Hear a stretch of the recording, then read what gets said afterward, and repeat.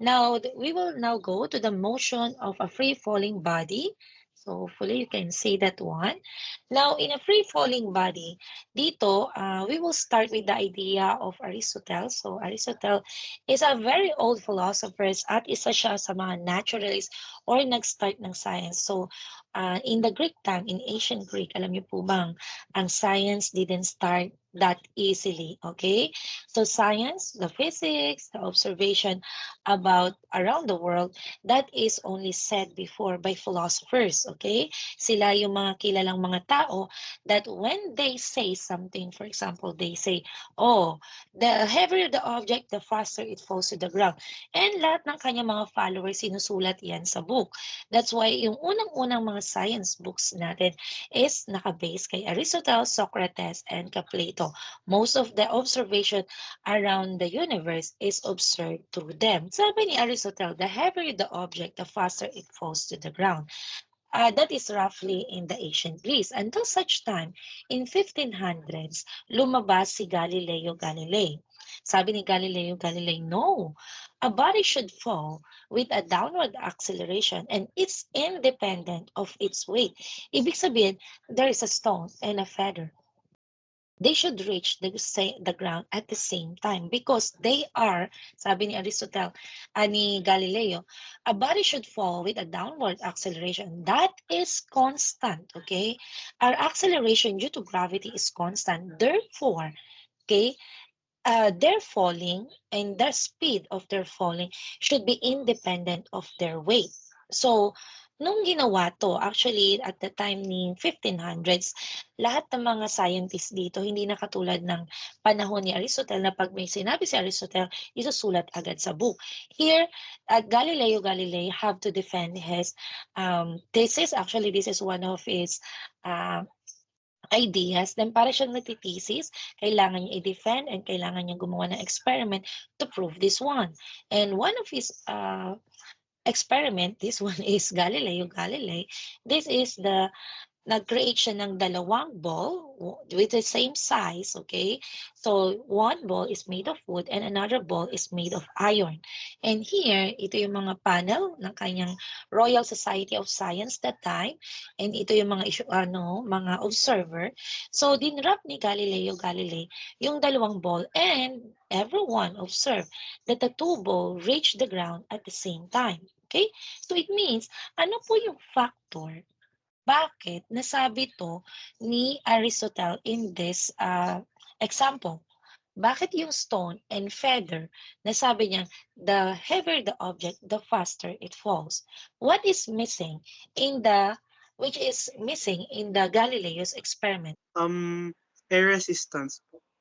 Okay, very good. The air resistance. That's why if I will ask you, pag nasa face-to-face tayo, actually papagawa ko to sa inyo kung nasa classroom lang tayo. So what you're going to do is you will drop a piece of paper and of your book, okay, your book. So you will drop them at the same time, at the same height. So once you do that, definitely the air resistance is pushing the paper not to accelerate with the same acceleration as your book because of air resistance. But if we will remove it to our quantity, that's why if we will crumple, okay, crumple nyo yung paper and you will drop it at the same height, at the same time, you will observe that they will reach the ground at the same time, which is proven by the Galileo Galilei. And nung panahon ni Galileo Galilei, of course, without doing the experiment, hindi ito paniniwalaan. And, okay, so please listen, this is this is the time when Neil Armstrong, David Scott, and Edwin, I forget the last name of Edwin, go on the first time they went to the moon. They do the Galilei's theory, which is ang ginamit dito is hammer and feather. Okay, let's watch that one. Well, in my left hand I have a feather. In my right hand a hammer. And I guess one of the reasons we got here today was because of a gentleman named Galileo a long time ago who made a rather significant discovery about falling objects in gravity fields. And we thought that where would be a better place to confirm his findings than on the moon. And so we thought we'd try it here for you. The feather happens to be appropriately a falcon feather for our Falcon, and I'll drop the two of them here, and hopefully they'll hit the ground at the same time. How about that? Which proves that Mr. Galileo was correct in his findings. Okay, and okay. So it means what we're going to discuss now is, and the importance of that is we will discuss free falling objects or motion of an object without the air friction. Okay, so we will remove the air friction in our equation. Okay, pero sa susunod, of course, this is basic physics pa lang. Okay, once you encounter this one in the susunod ng mga topics, okay, you will have the air friction, and it's very important to include air friction, especially if you're talking about the flow of the air or the flow of the air against to certain material, okay, lalo na sa aeronautics. Okay, so let's have this one. Okay, isa din sa mga experiment pala ni Galileo Galilei is pina-experiment sa kanya or pina-determine sa kanya ang acceleration due to gravity, which is ginamit niya yung inclined plane experiment, in which he assumed that the acceleration due to gravity is roughly 10 meter per second squared. But in our case, we will use the 9.8 meter per second squared. And by the way, lalagyan na natin siya ng negative sign. So if I will ask you, what is the acceleration due to gravity? In kinematics, we will use negative 9.8 meter per second squared. So later on, I will explain to you what is the meaning of the negative sign in the acceleration due to gravity. Okay, so we will discuss free falling bodies or motion objects that are moving in free fall. So una, we will describe muna ang mga objects that are falling. Okay, so dinadrop lang.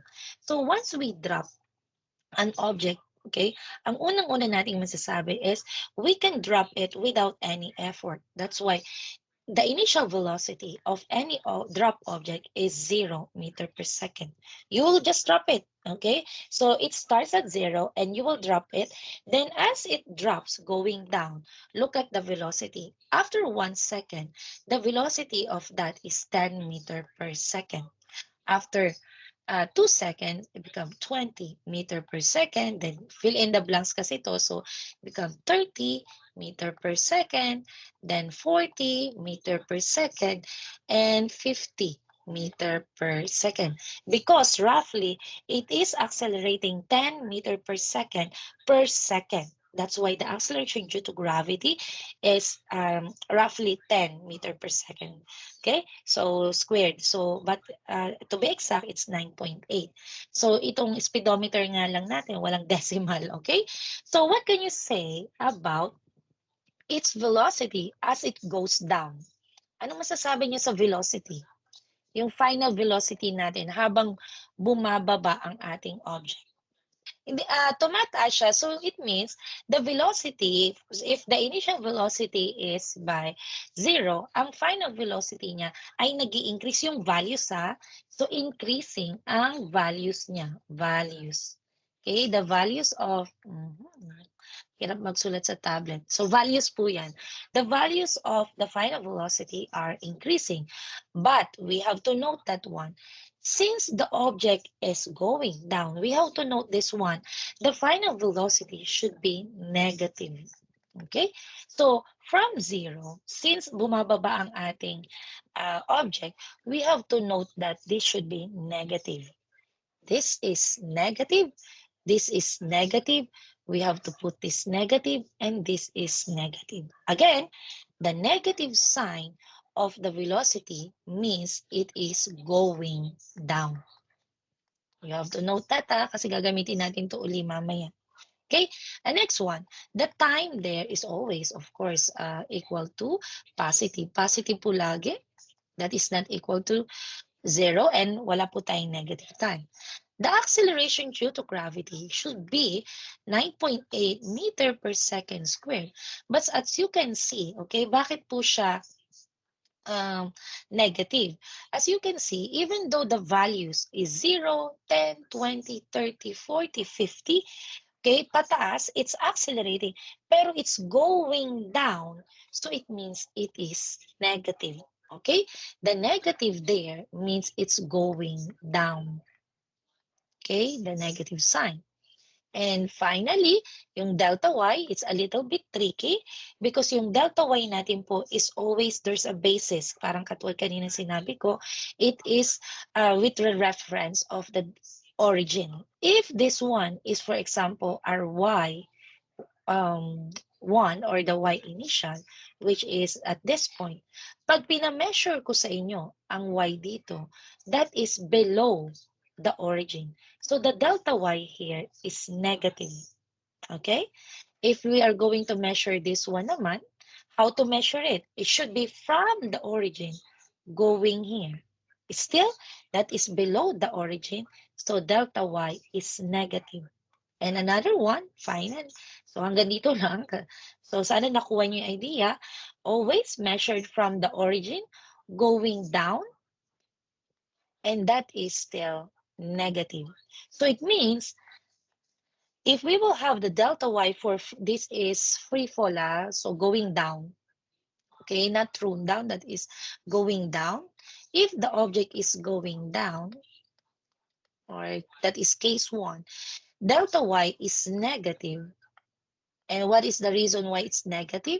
Because it is below the origin. Okay? So, hindi dahil going down, but below the origin. Origin, yan. Okay, so that is the characteristic of objects that are drop. Case 1. Yan, dalawa lang naman yan. Drop, okay? Drop objects. Ibig sabihin, they are not thrown downward, they are just drop. Okay, so for the drop objects, the velocities, the values of the velocity are increasing, but they are negative because they're going down. The time is always positive. The acceleration is negative, even though the velocity's values are increasing. Delta y is always negative because ang origin po natin is yung pinaka-top. Okay, so always delta y ang sagot natin is going negative values because that is below the origin. And initial velocity is of course always 0. So lagay natin dito, vi is always equal to 0. Okay, so finally, that is now the description or the motion of an object that is in free fall.